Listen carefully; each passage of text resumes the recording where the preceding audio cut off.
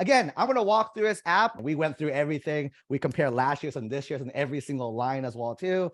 So here are the major changes that we see. And I'm going to walk through the whole app in general so you guys know. Okay. So seniors, if you guys want to start applying, the app is officially open, right? The app is officially open as of right now. You can't officially submit till October 1st. So you can finish the whole thing. But right, you go to the site is called apply.universityofcalifornia.edu. Once you guys go here, you go ahead and create an account. For those families that were really anxious and you guys create an account for last year's already to kind of peek through, you can sign in with that same account and that works. The new app will be blank though, so keep that in mind, but you can use that same account that you used earlier. And then they're not going to hold anything against you if you did that. I'm going to click create an account. So from here, right, you're going to go ahead and type in your email address. So I'm going to type email address. Right here, again, pro tip, when it comes to college apps in general, if you do not have a personal Gmail, or not you, your child does not have a personal Gmail account or Yahoo or Hotmail or a personal email account, now is a perfect time to make one. We do not recommend using a school email account because again, the UCs will keep sending you stuff even into summer next year. And then a lot of schools, they restrict access to their school emails right away after school. So just to play it safe, if you don't have a personal email, now's the time to make it. If your child has kind of like a funny, right? A funny email, now is a good time to create a professional personal email. So I'm gonna go ahead and use this and then create a password, a lowercase, uppercase number, and special character. Once you do that, check to agree, click create an account. Once you do that, it's going to ask you, when do you hope to start? For everyone here, if you're a senior, right, you're going to click fall, quarter, semester 2024. The reason why is not every UC is a quarter or semester schools. There's only 2 schools that are semester long, means every class is 16 weeks. That's Berkeley and Merced. The other 7 UCs are all quarter schools, which means there's 3 quarters in a year. Each class is 10 weeks long. If you click quarter, you're going to be a freshman. Even if you took college classes during high school, you're not a transfer student. You're still gonna be a freshman. To be a transfer student, that means you have graduated from high school, got your diploma, stepped foot on a college after that, then applied. Then you're a transfer student. But again, most of you guys are 12th graders, so you guys are all gonna be freshmen, even if you have college credits. Click save and continue. Right, then you're done, right? If you want to copy your personal insight question, you can go ahead and email that to you. Just a little spoiler, no new questions. So if you have last year's questions, they're all the same PIQs. Go ahead and click start application. From here, you see at a quick glance, all the sections remain the same. All the subsections remain the same. No major changes there. So we're going to go through this whole app. Name, first name, last name. You'll see that there are stars. The stars means required. No stars, not required. Here's the first change. You guys ready? The first change of the entire app comes on page 1. This says, do you have a lived name? Last year, do you have a preferred name? Not really a big change. But then again, it's more of just what is your lived or preferred name. The UC app this year, you'll see, is their attempt at being a lot more politically correct. That is kind of embedded throughout the app this year as well. But that's pretty much it. That's the first big change, right? Preferred name to live name. So yes and no. So for me, if like I can say like my official name is like Anthony.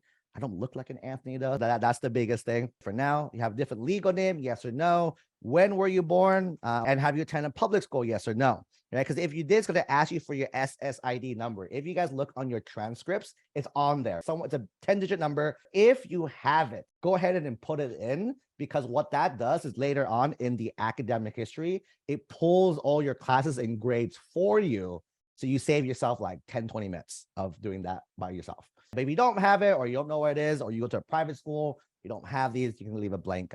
So you add that right here and you say yes or no. So continue. And then the next one's going to ask you for your home address. So you go ahead and type your home address in. And then is this where they said mail? If you said no, it'll ask you what mailing address. If you say yes, you're good to go. What is your phone number? Again, the schools don't really call you, but go ahead and throw your phone number in there in case they do. And then is a home or cell phone. If it's cell phone, can they text you? Out of that, any alternative phone number? I like to play it safe. You can always put like parents' phone numbers, guardians' phone numbers here as a second number. Again, most schools don't really call you. In case they do, you have that there. Can we share your contact information with schools? If you say yes, they're going to give you admission tips, updates, and reminders as well with their outreach programs. So if you say yes, you'll get a bunch. If you say no, you don't get any.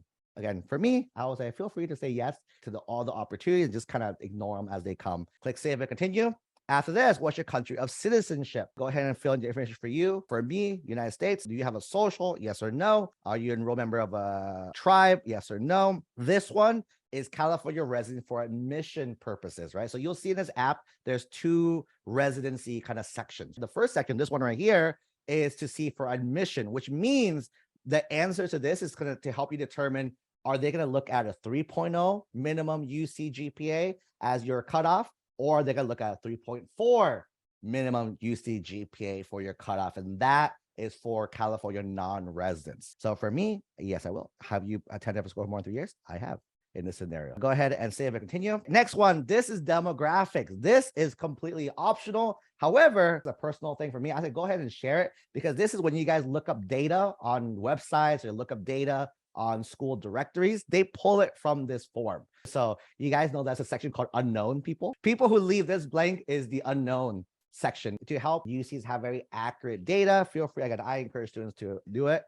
Keep in mind 100% readers don't see this page at all. When I was a reader, I never saw it. So again, it's more just like demographic information. This is more for their charts and their data that you guys see at the end of every year. Next one, your background. It's going to ask you about what language did you speak first. One of the big things you'll see in this app is it asks a lot of context questions. That's one of the big things we tell our students to do, context. So basically, again, because a student who learned to speak English first is different. English was not my first language. So for me, I learned Vietnamese first, right? Check any that applies to you. You can read. For me, none of these apply. And are you dependent? For me is no. And again, you'll see that certain questions will just trigger more questions. Save and continue there. Here, who lives with you at your permanent residence? So for me, I live with 2 parents. And then what's your income in 2022? This specific question, these 2 questions in conjunction, is going to be used only for the campus and major section, and a few like scholarship outreach programs as well. This is not for financial aid.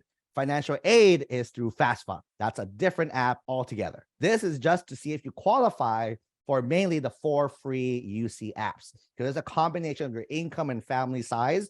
If these 2 in conjunction are less than what the limits are, you'll get up to 4 UCs to apply to for free. If you make over, then you just apply for every school like normal, right? I'm going to force this to be under so you guys can see what it looks like. My dad actually made $27,000 for a family of 8. Literally my life growing up. Go ahead and click save and continue. And then you're going to answer parent information. Who's his parent? My dad. They're living, yes or no. What are their occupation? They're employed. So again, the readers see this is your background, job category, job title, how many years of the job, their highest level. All right. And their contact information, same address, if yes, if not, where they live. So I put 2 parents, so there's 2 sections here. So I'm gonna save and continue. So this is statement of legal residence. This is for tuition purposes. So this is to see if you qualify for the in-state tuition, or do you qualify for the non-resident tuition. So again, there's categories